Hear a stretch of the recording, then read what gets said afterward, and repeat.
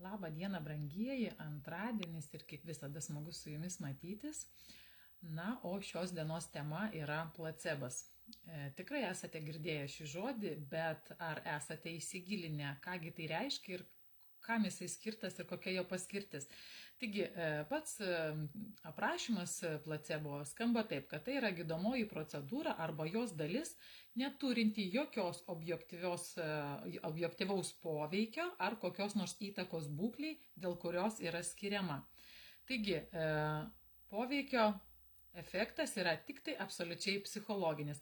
Placebas dažniausiai naudojamas medicininiuose klinikiniuose tyrimuose. Poveikis neretai yra stebimas tiesioginis, todėl iš principo placebas gali būti skiriamas net ir psichologiniai būkliai ar savijautai ar netgi kažkuriem simptomams palengvinti. Šiai dienai be placebo neapsieina nei vienas patikimas medicininis tyrimas ar vaistų kontrolė. Ir vaistas yra nepatvirtinamas tol, kol yra neįrodyta, kad jisai veikia geriau negu placebas. Ir placebo poveikis tyriamas daugybei tūkstančių mokslinių tyrimų ir pastebėta, kad placebas turi neįtikėtinai stiprią galią ir duoda apčiuopiamus rezultatus tyrimų metu. Nustatyta, kad jis veikia netgi daugybę ligų, kurioms yra skiriami būtent medicininiai preparatai. Ir placebas, kaip minėjau, duoda apčiuopiamus fizinius rezultatus. Buvo pastebėti tokie pokyčiai kaip širdies dažnių pakitimas, kraujotakos spaudimo padidėjimas. Tačiau placebas didžiausią efektą duoda tada, kada simptomus įvardina pats žmogus. Tai dažniausiai būna nerimo, depresijos ar kažkokių tokių nervinio sutrikimo pobūdžio ligų įvardinimai. Placebas, jo veiksnumas poveikis priklauso taip pat nuo tų žmonių, nuo pacientų, kurie laukia rezultato arba jo tikisi. Taip pat yra pastebėta, kad tabletės veikia prasčiau negu injekcijos. Taip pat didesnė tabletė sulauks didesnio poveikio nei mažesnė tabletė. Kapsulė sulauks didesnio efekto, stipresnio poveikio nei tabletė. Taip pat netgi tabletės ar piliulės ar kapsulės spalva taip pat duoda skirtingą rezultatą. Pastebėta, kad raudona, oranžinė, geltona duoda stimuliuojantį poveikį, o žalia ir mėlyna duoda raminantį poveikį. Ir vėlgi daugybės tyrimų nustatyta, kad placebo efektas turi tikrai nemažą įtaką, įskaitant Parkinsono ligą, depresiją, nerimo, nuovargį ar lėtinius kažkokius tai susirgimus. Ir pagrindiniai naudojimai tai yra tada, kada psichologiškai norima atstatyti žmogaus fizinę sveikatą. Placebo efekto naudingumas arba veiksnumas priklauso nuo to netgi ir ko pats pacientas ar žmogus laukia. Jeigu jisai yra įsitikinęs, kad tabletė ar pastilė ar kapsulė yra veiksni ir daktaras tai įtaigiai pasakė, vadinasi, jis laukia teigiamų pokyčių ir be abejo jau sulauks, nes pats tai ir užkoduoja. Smegenų fotografija parodė tyrimų metu, kad netgi placebo vartojimo metu mūsų smegenyse suaktyvinamos tokios smegenų dalis kaip smegenų kamienas, nugaros smegenys, sutelkiantis branduolys ir netgi migdolinis kūnas. Ir tai vėlgi tiesiogiai įrodo, kad placebas turi poveikį. Bet kur aš lenkiu, tai turbūt ten, kad placebas yra mūsų galvoje. Tai, ką mes mąstome, tai, ko mes tikimės, tai ir yra būtent placebo poveikis. Nauja sritis, kuri dabar labai stipriai naudoja būtent placebo efektą, tyrimus ir netgi skiria gydymus būtent placebo, tai yra psichoneuroimunologija. Tai skamba labai sudėtingai, tai yra visiškai, sakykime, jaunas mokslas lyginant su visais kitais. Bet jis būtent neuroimunologija tyria, kaipgi placebas, kaip mūsų mintis veikia mūsų imunitetą ir mūsų organizmą.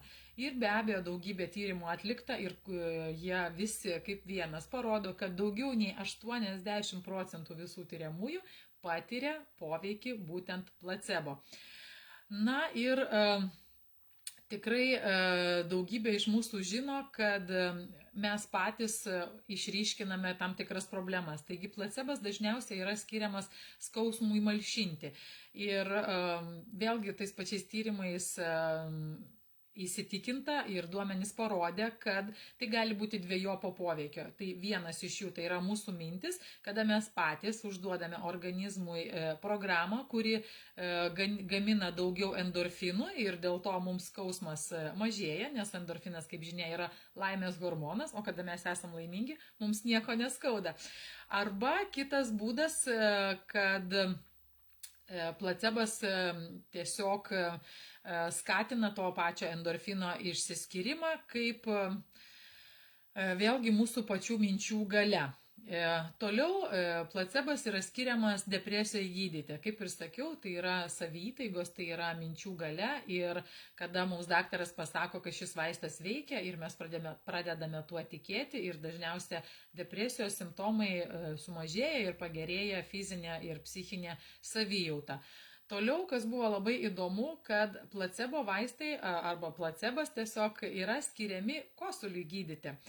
Net 85% tyriamųjų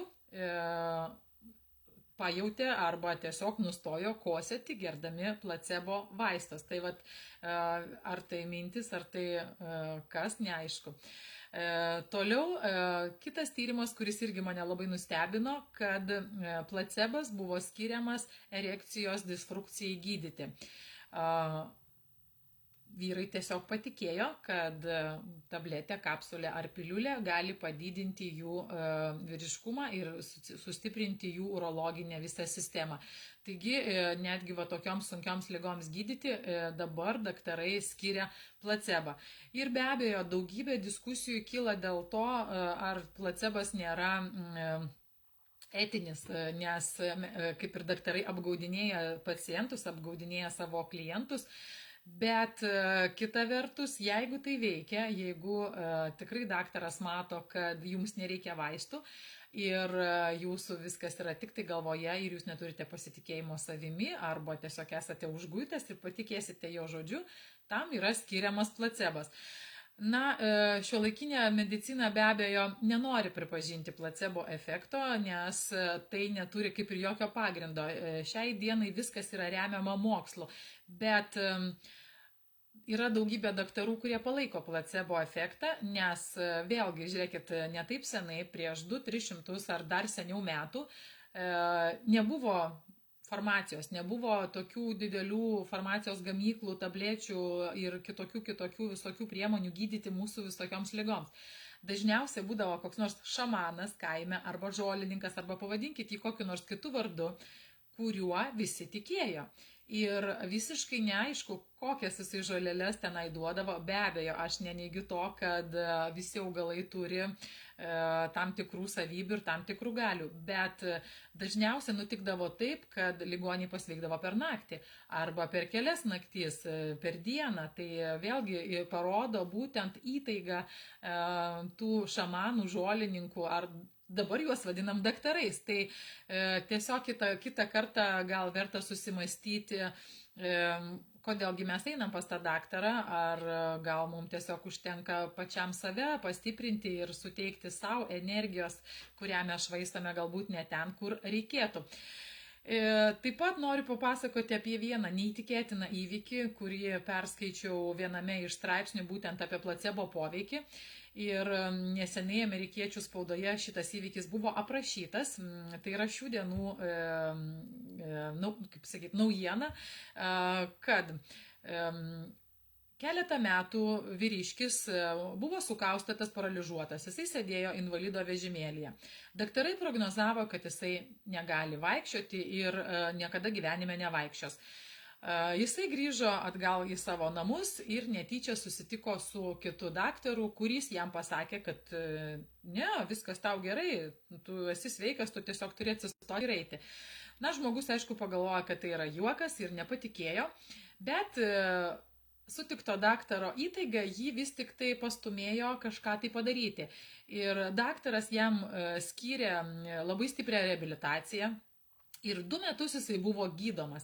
Ir tikrai gydė jį nuoširdžiai su tuo, kas priklauso, viską, kas skiria šiuolaikinė medicina, bet jisai vis tiek neatsistojo. Ir vieną dieną tas daktaras atėjo ir pasakė, žiūrėk, sako, aš turiu vienus neištirtus iki visiškai pilnai vaistus, bet aš tikiu, kad jeigu tu pabandysi, ir jie turi suveikti per parą, per naktį ir tu atsistosi. Ir kas įvyko, jam suleido injekciją ir iš ryto žmogus atsistojo. Ir tai buvo fenomenalu ir kokia buvo stipri įtaiga ir koks buvo stiprus placebas. O tam žmogui buvo tiesiog suleistas medicininis tirpalas. Tai va, ir tokių atvejų be abejo daug ir mes kartais netikime ir galvojame, kad tai yra pasaka ir kad tai yra, na, tiesiog reklaminiai kažkokie tai momentai. Deja, tai yra realybė. Jeigu kalbėti apie save, apie mane, tai meditacija irgi yra saviįtaiga, meditacija irgi yra placebas. Ir tai, kad smegenys sugeba pakeisti mūsų organizmą, kad sugeba pagerinti mūsų sveikatą, išvaizdą ir požiūrį ir psichologinę būseną, tai yra seniausias faktas. Ir tie, kurie tiki Dievą, jie taip pat tiki placebų, tik tai kitaip.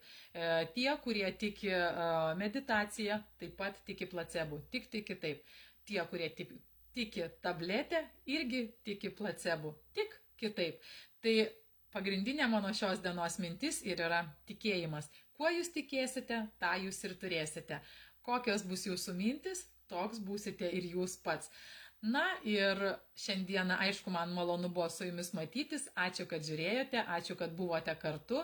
Ir noriu dar priminti, kad šį vakarą kviečiu į Zoom susitikimą, gyvai susipažinti. Ir jeigu turėsite klausimų ar kažkokių tai pasiūlymų ar kažkokių tai minčių, mielai jūsų visų laukiu. Ir šiandieną tiek, kas norės susitiksim šį vakarą, o kas ne, tai lauksiu visų kitą antradienį.